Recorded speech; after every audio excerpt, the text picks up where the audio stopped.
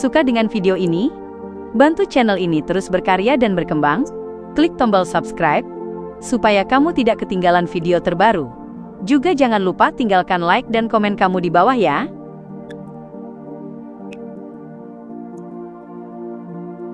Setelah mengubah wajahnya, dan berbelok ke salah satu dari dua jalan utama, klien langsung menuju kotak surat hijau, dan mengeluarkan sepucuk surat, yang sudah lama ia siapkan dari sakunya. Itu adalah sebuah pemberitahuan kematian yang ia palsukan, dengan meniru dokumen resmi kepolisian. Surat itu ditujukan kepada Sersan Kota Pelabuhan Simem, berisi kabar tentang kematian mendadak seorang penduduk lokal bernama Wen, di Bayam. Saat memutuskan untuk melakukan akting ini, klien sudah menyusun rencana, agar semuanya tetap berada di jalur yang benar, dan tidak menimbulkan kerusakan yang tak bisa diperbaiki pada gadis itu. Rain.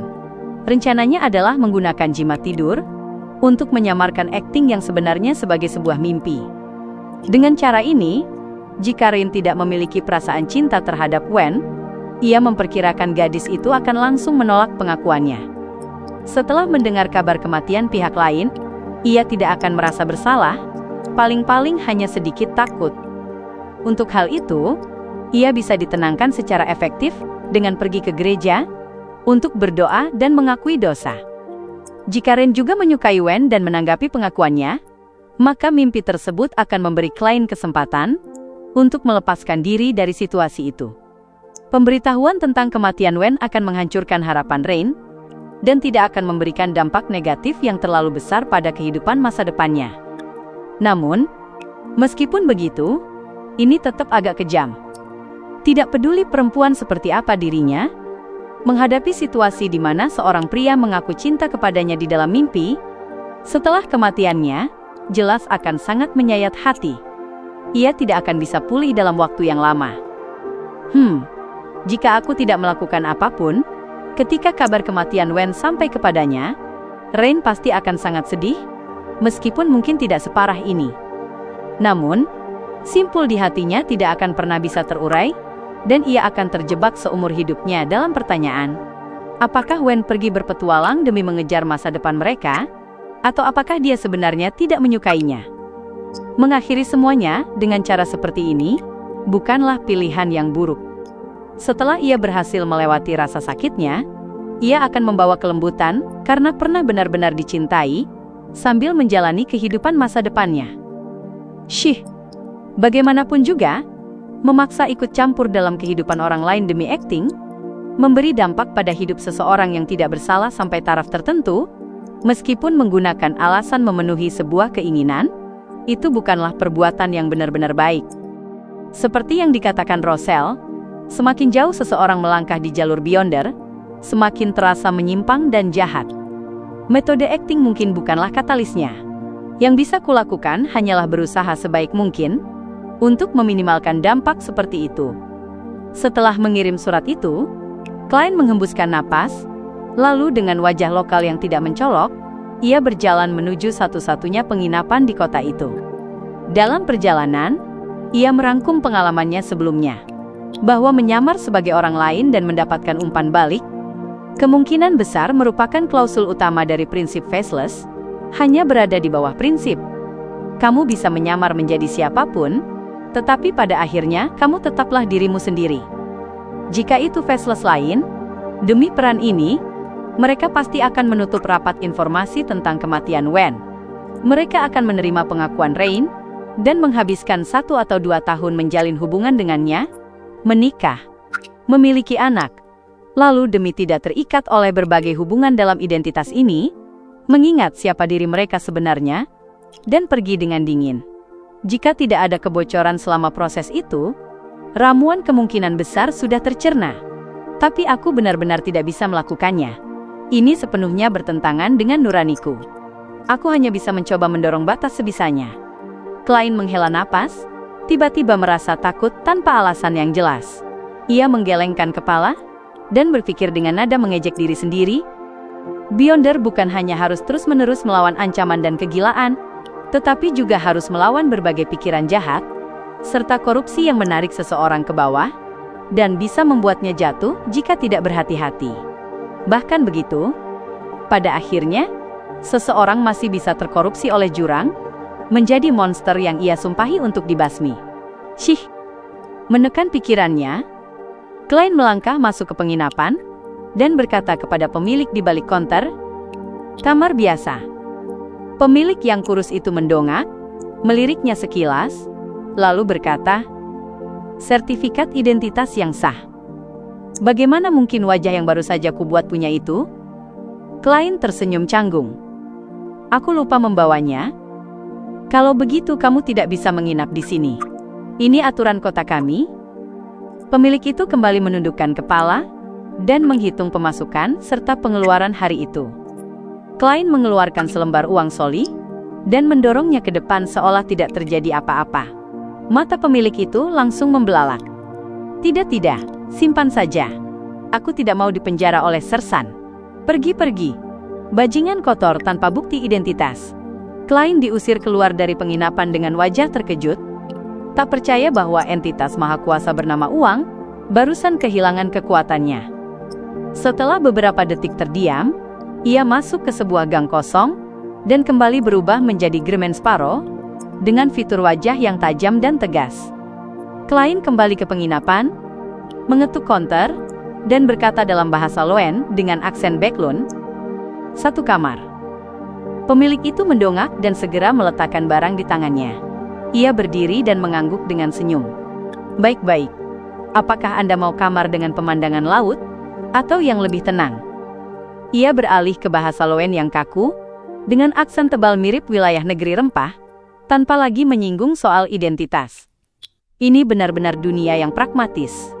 Klein mengejek dalam hati dan menjawab dengan sopan, "Yang tenang."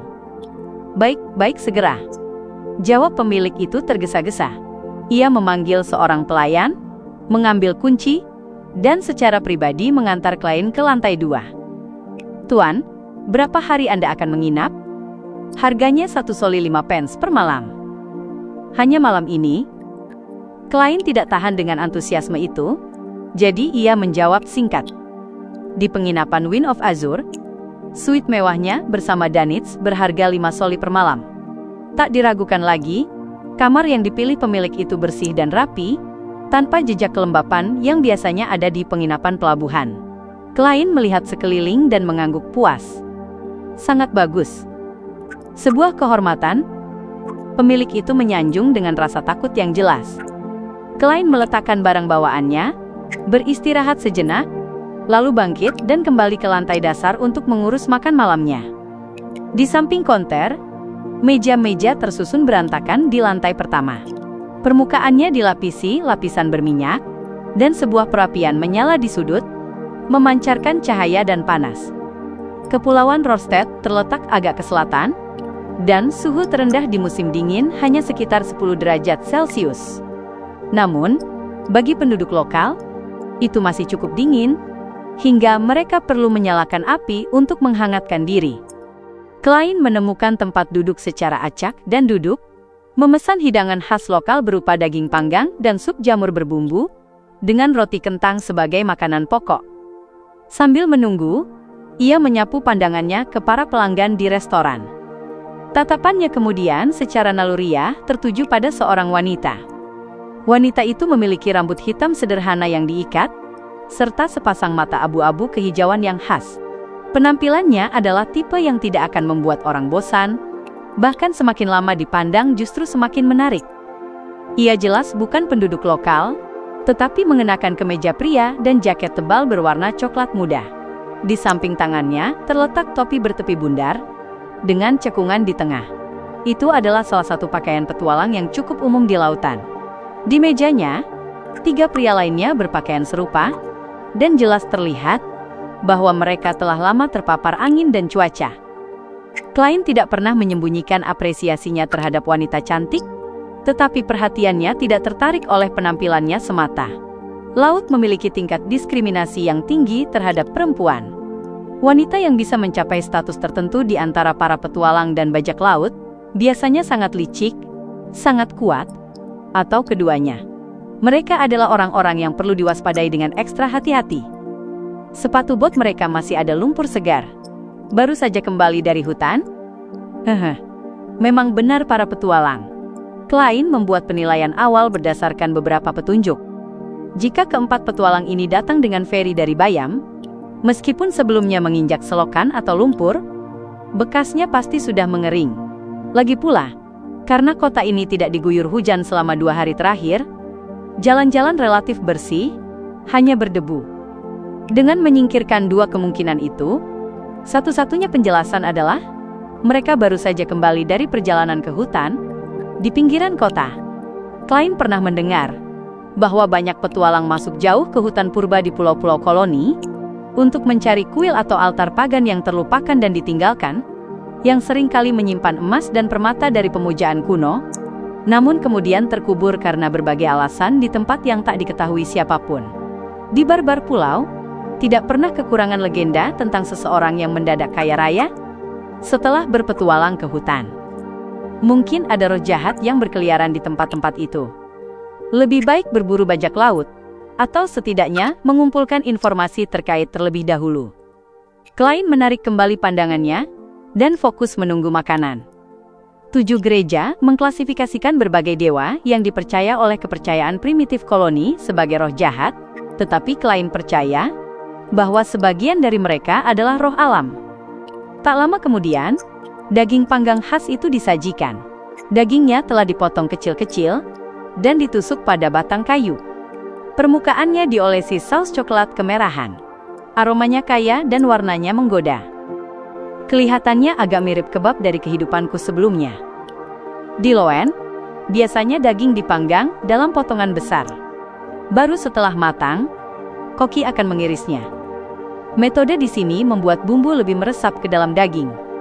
Klein mengambil tusuk kayu itu dan menggigit sepotong daging. Ia merasakan sari dagingnya sedikit meluap, dengan sentuhan manis dalam aroma asin. Ini seleraku. Ia mengangguk puas. Klein menikmati makanannya dan bahkan mencicipi getah gurni lokal, minuman khas yang mirip limun dengan gula dan susu. Ia kembali ke kamarnya, karena berburu semalam sebelumnya, ia sama sekali tidak tidur. Ia membersihkan diri lebih awal, memadamkan perapian, lalu naik ke tempat tidur. Tidur terlalu awal membawa satu masalah, ia akan terbangun di tengah malam untuk buang air kecil. Mimpinya terputus. Ia membuka mata dan perlahan mengumpulkan keberanian untuk mengangkat selimutnya. Di tengah malam, suhu Simem sekitar 8-9 derajat Celcius, cukup dingin untuk terasa menusuk. Setelah berbaring diam sejenak, Klein mengulurkan lengannya lalu menariknya kembali dalam diam. Ia merenung beberapa detik, sebelum kembali mengulurkan tangan dan mengambil bros matahari dari meja samping tempat tidurnya. Meskipun benda itu hanya memberikan sensasi musim panas yang terik pada tingkat spiritual dan tidak menghasilkan panas nyata, setidaknya itu bisa menipu dirinya sendiri untuk tidak merasa kedinginan. Klein turun dari tempat tidur dan menuju kamar mandi. Ia menyipitkan mata untuk meredakan tekanan di perut bagian bawahnya. Setelah selesai, ia menarik celananya dan hendak mencuci tangan ketika persepsi spiritualnya terpicu. Klein sedikit mengernyit dan mendongak ke ventilasi kamar mandi. Tiba-tiba, sesuatu yang hitam dan licin jatuh dan menggantung di sana. Itu adalah seekor ular berbisa yang menjulurkan lidah bercabangnya. Klein terkejut. Ia membuka mulut dan berteriak, "Bang!" Ular itu terkena hantaman dengan mengenaskan dan terbelah menjadi 2.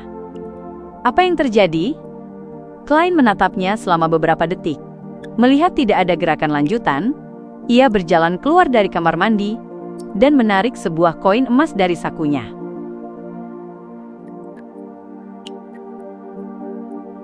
Ada bahaya di penginapan. Klein dengan lembut melantunkan kalimat ramalan itu, memasuki kondisi kogitasi, lalu membalikkan sebuah koin emas. Klang! Suara samar namun jernih bergema di dalam kamar yang sunyi. Koin emas itu berputar dan jatuh, mendarat di telapak tangan Klein. Sisi belakang. Itu menandakan jawaban negatif. Tidak ada bahaya. Dengan dahi berkerut, Klein menoleh ke sekeliling dan mengeluarkan sebotol minyak esensial pengusir serangga dari mantel yang tergantung di rak. Ia memercikannya membentuk lingkaran di sekeliling dirinya, lalu dengan cepat melangkah 4 kali berlawanan arah jarum jam, memasuki kabut abu-abu untuk melakukan ramalan konfirmasi.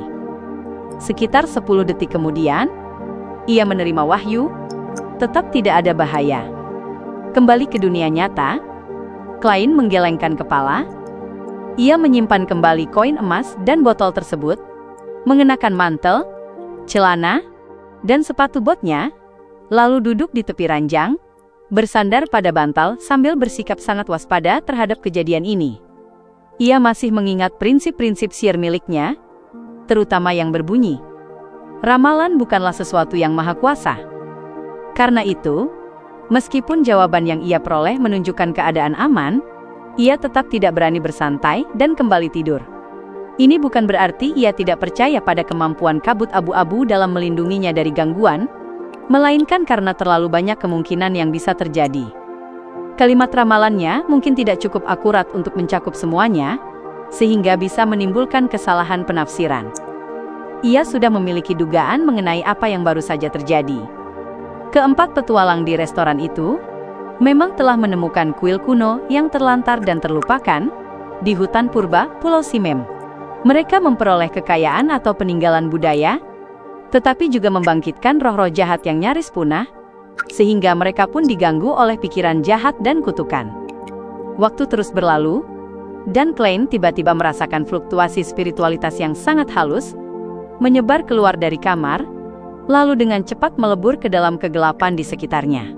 Arus tersembunyi yang nyaris tak ia rasakan itu menghilang, dan ketenangan malam kembali.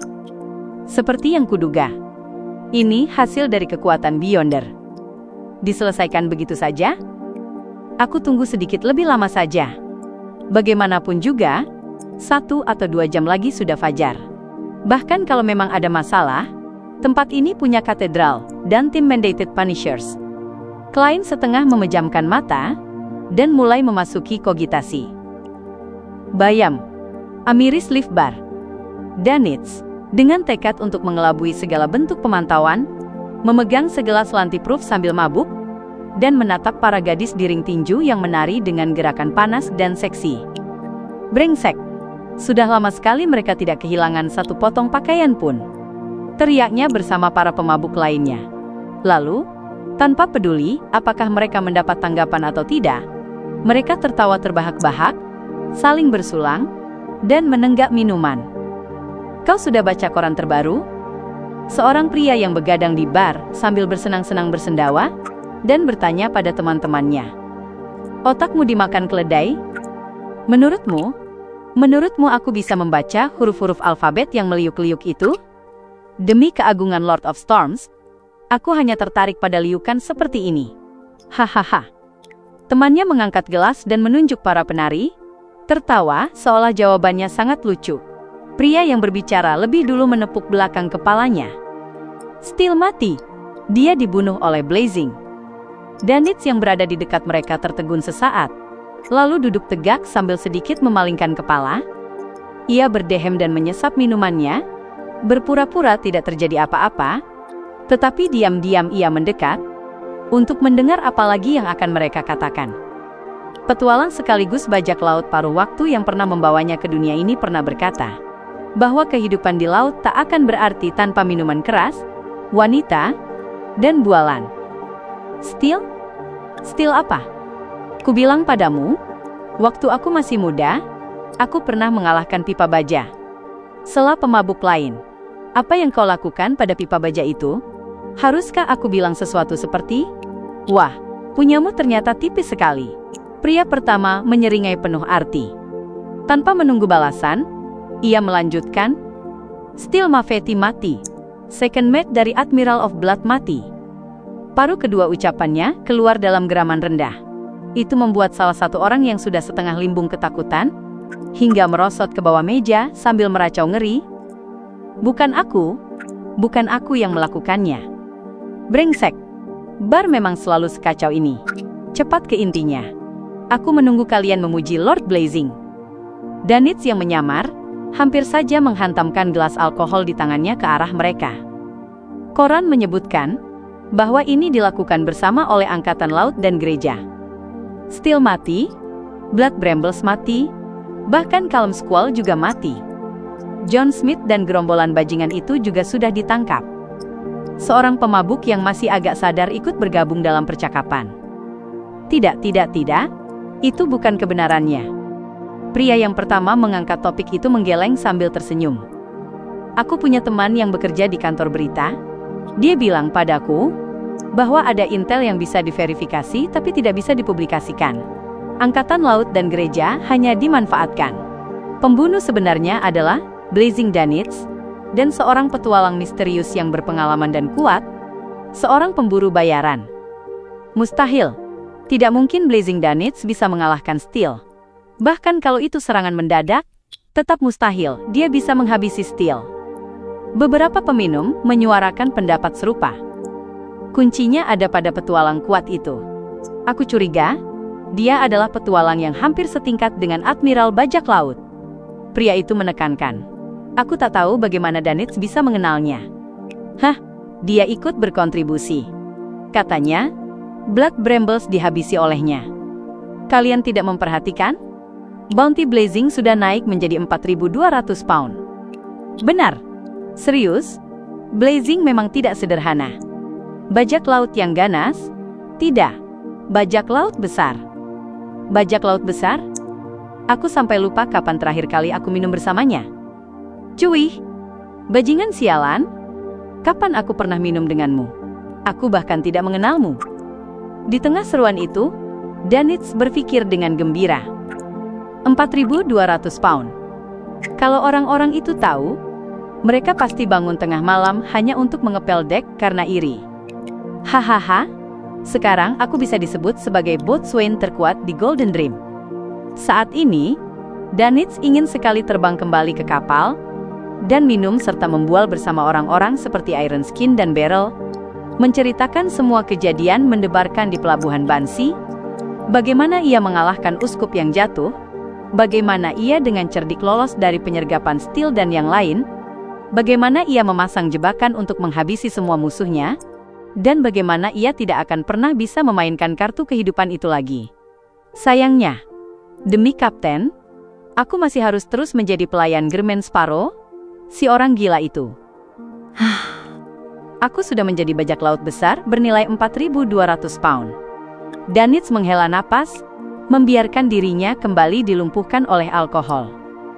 Saat lonceng Katedral Storm berdentang, matahari oranye terbit di langit. Sekitar masih begitu sunyi hingga hanya suara air yang terdengar.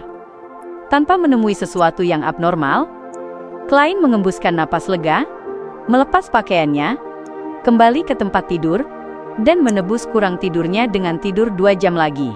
Spiritualitasnya yang cukup besar membuatnya terbangun tepat pukul 8.30 pagi. Ia mencuci muka dengan santai, berganti pakaian, lalu pergi ke lantai 1 untuk membeli sepotong roti berisi kastanye matang dan segelas gernisap. Ia memakannya sambil berjalan menuju dermaga. Karena sudah membeli tiket pulang untuk kapal pukul 9, Klein memperhatikan waktu dan bersiap naik kapal.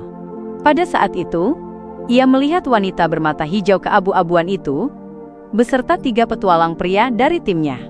Mereka sedang membeli tiket di loket. Kapal hampir berangkat.